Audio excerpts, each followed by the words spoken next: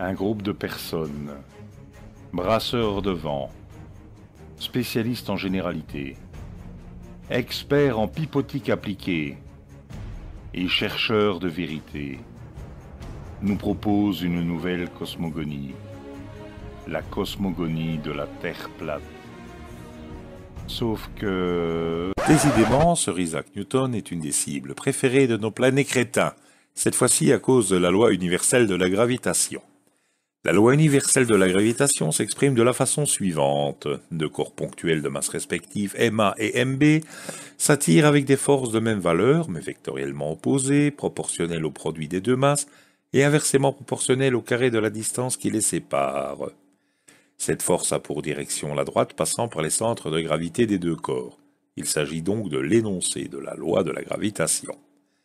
Vous avez la formulation mathématique en dessous, avec l'expression des unités. Grâce à cela, on peut faire pas mal de choses, comme par exemple prévoir les phases de la Lune, les positions respectives des planètes dans le système solaire, le moment où Vénus ou Mercure passeront devant le Soleil, et plein d'autres choses utiles. Cependant, les planets crétins, férus de mythomagie et autres sciences de la religion, ont des idées très différentes sur ce que peut être la gravitation.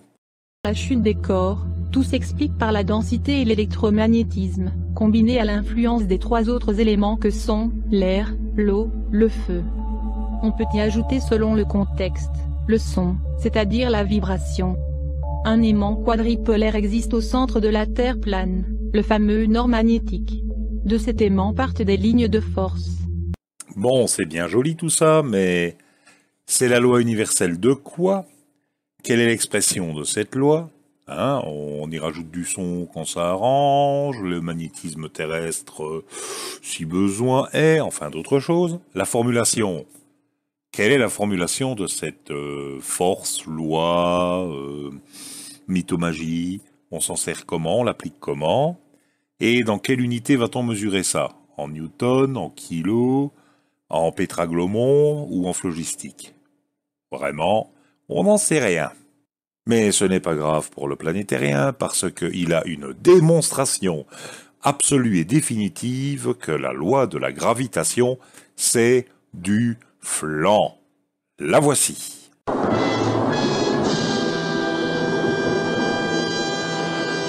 La balle descend, suite à la poussée que je lui ai donnée.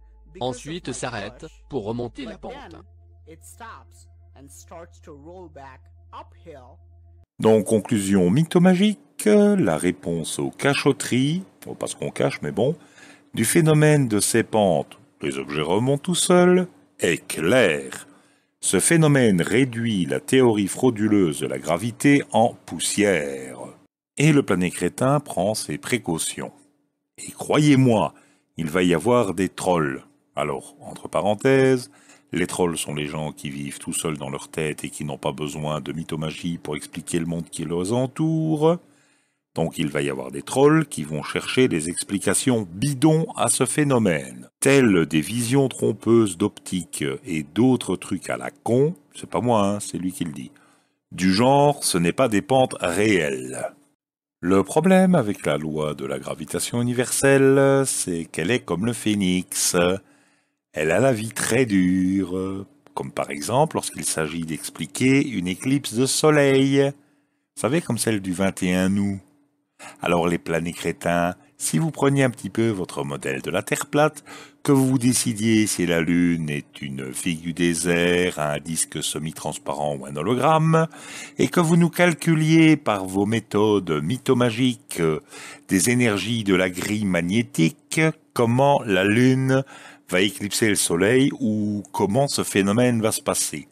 Bonne chance pour y arriver, avec votre mythomagie, votre prétention de la Terre plate, vos théories du complot et autres bêtises dont vous avez le secret.